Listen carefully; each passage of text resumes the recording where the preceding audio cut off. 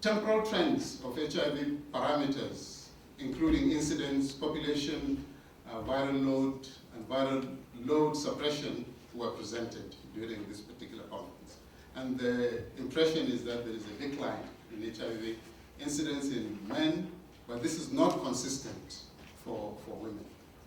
And in Zambia, in Zimbabwe, Zambia, and Malawi, every 1% increase in viral load suppression results in a decrease in the predicted probability of one recent infection by 8%. Now, one would have to look at the original article to really get this appreciation, and there are those plots which will help you. And these slides will be available, and lower down you'll be able to see the abstract mentioned. I don't know if it shows there. Okay. So you can always access the website and look at the details of this website. HIV incidence in Australia increased testing and declines in time from diagnosis to viral suppressions were associated with reduced HIV incidence.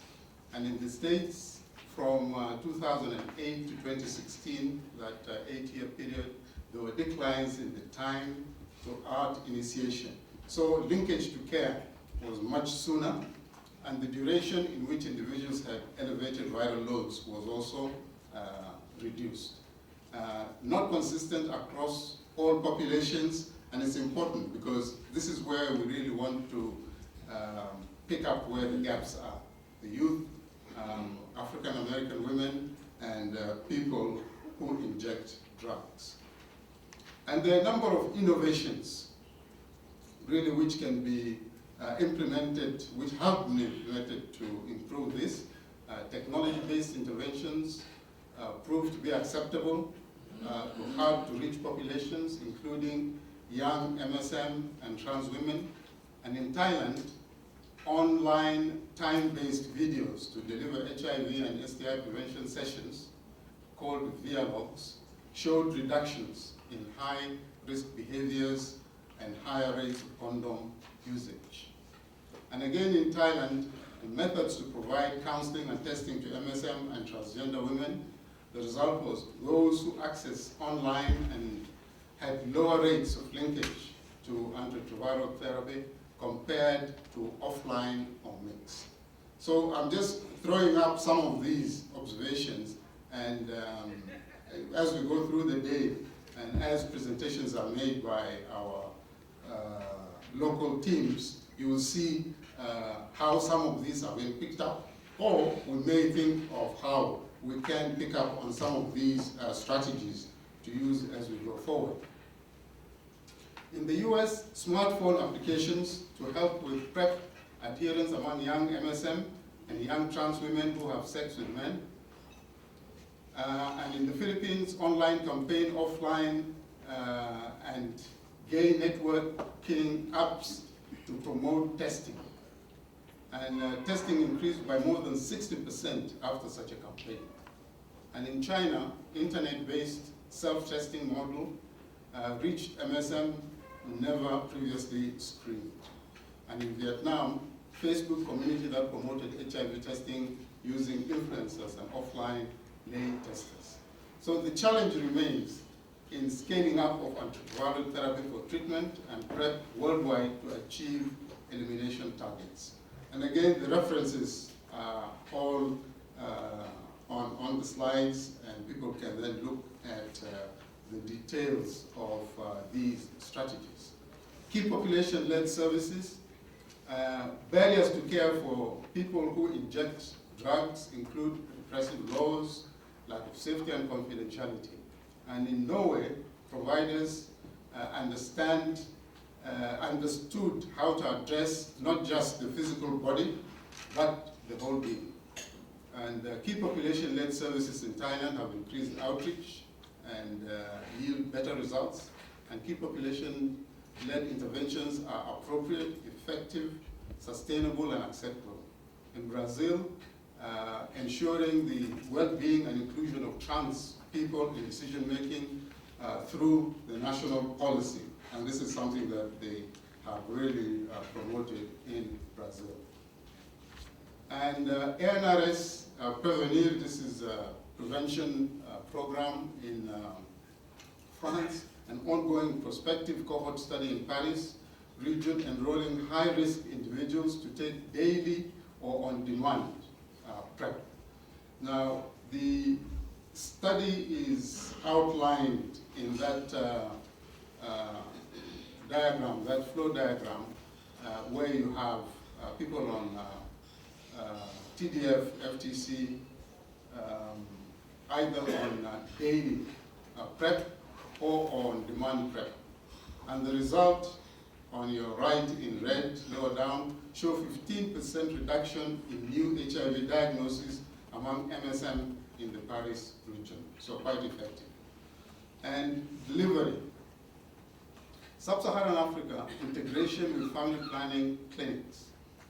In Kenya and in Zimbabwe, show that successful delivery alongside birth control and family planning clinics could be key access points for women to obtain PrEP. Now, this is going to be a very interesting discussion by the youth, the question of contraceptives especially, so the issue of how you access whatever additional services at family clinics and family planning clinics. So real-world use. In Sub-Saharan Africa, the outcomes of PrEP funding include a significant uptake. In Thailand, the IFAC study, 20 transgender women who never underwent orchidectomy and had not received injectable feminizing hormone therapy were enrolled within 6 months. This demonstrated lower plasma tenofovir exposure, 13%, when daily oral feminizing hormones are used along with daily PrEP in the IFAC study. So again, the issues of drug interactions, especially an important drug, your contraceptives comes in. Sexual health in the PrEP era. In Australia, STI incidence increased among MSM using PrEP in Australia. And the majority of this increase was due to repeated STIs among a small proportion, 13% of participants. And in Vietnam, commercial condom market to ensure sustainability, successful transition from free donor condoms to a robust commercial condom market. This was acceptable and affordable to key populations. And in Zimbabwe, only 54.7% of female sex workers in the prevention cascade were covered by condoms and or PrEP. So challenges with measurement, particularly structural factors, may limit the usefulness of HIV prevention cascade as a tool. Again, that's a point that can be discussed, and the references are there, including the Zimbabwean reference. Delivery mechanisms. Higher uptake of PrEP in rural compared to urban clinics in Zimbabwe, and village chiefs who mobilized stakeholders were involved in demand increase. Again, the reference is there, and this would be very important for people to look into and discuss. I'll leave the Brazilian study out. In the PrEP pipeline, more than 12 clinical trials with more than 20,000 participants across countries have shown that high PrEP adherence translates into high protection. Open label studies demonstrated effectiveness, and PrEP is being scaled up. New in PrEP pipeline, and again, this is really topical, important, and it's in research and is being discussed in many fora. Long-acting injectable PrEP, subcutaneous PrEP implants, and broadly neutralizing antibodies. Pipeline of alternative PrEP delivery methods is exciting, as this could provide people with different options at different times in their lives. young people, and we have lots of them here today. Strategies for improving adolescent engagement in healthcare services to improve HIV-related outcomes such as linkage to care and reducing risk factors for HIV include, and these are a number of scenarios. In Malawi, integrated youth-friendly services lead to substantial improvements in uptake of HIV testing, condoms, and contraception among adolescent girls and young women. In the States, multi-level interventions resulted in a dramatic increase in days to reach care for young diagnosed with HIV. In Kenya, a child caregiver intervention showed increased HIV disclosure to children living with HIV. As I said, this will be an important area of discussion at this symposium, especially during the session by our young people. Men. The biggest gap in the treatment cascade is diagnosing men, particularly men aged 25 to 34.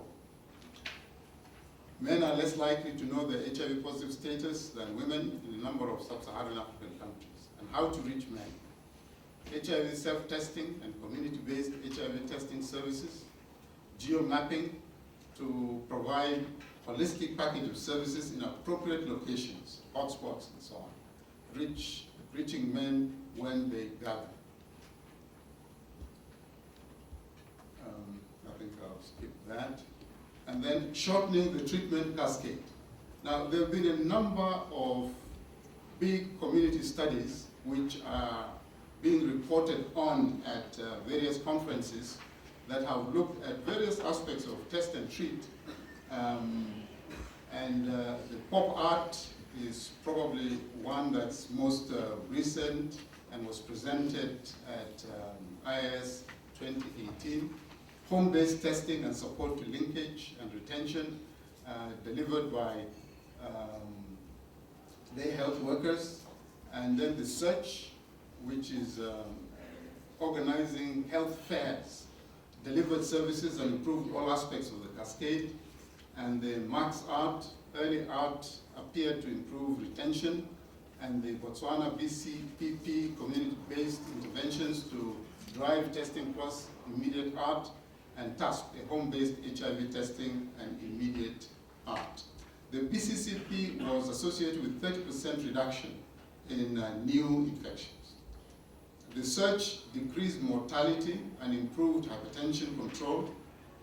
This was a combined HIV and non-communicable disease outcomes community study, but saw no difference between arms in HIV incidence. Despite the positive results of these trials, young people and men required special attention, and there is no data on key populations. Testing. In Malawi, facility-based HIV self-testing increased uptake of HIV testing among outpatients compared to provider-initiated HIV testing. The strategies for uptake of HIV testing, performance-based incentives in health facilities, point of care, early infant diagnosis, community-based index HIV testing, and health facility-based HIV testing. Going on with self-testing, self-testing with friends among MSM and transgender women, training with a trusted friend, and provision of HIV self-testing kits made testing less stressful regardless of results. HIV self-testing kits to young women in Kenya increased male partner and couples testing. And pharmacists as partners in self-testing kit distribution. French pharmacists show interest but low sales and lack of discrete location for cameras. And in Zambia, community distribution, community-based oral self-testing distribution found no difference in time linked to care. And in Malawi, increased likelihood of testing uptake for communities randomized to community-based self-testing versus clinic-based testing. Again, the references are available on the slides. If you have a particular interest in self-testing, or want to do research there, please have a look at those. I'll now go through a few HIV treatment updates, and many of these relate to dolutegravir or dolutegravir-based regimens, which, as you know, are really the new kid on the block. Let me find out, how much time do I have?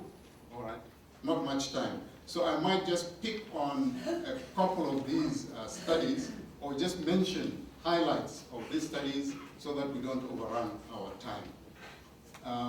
So there are lots of studies that are being reported on looking at various strategies using dolutegravir.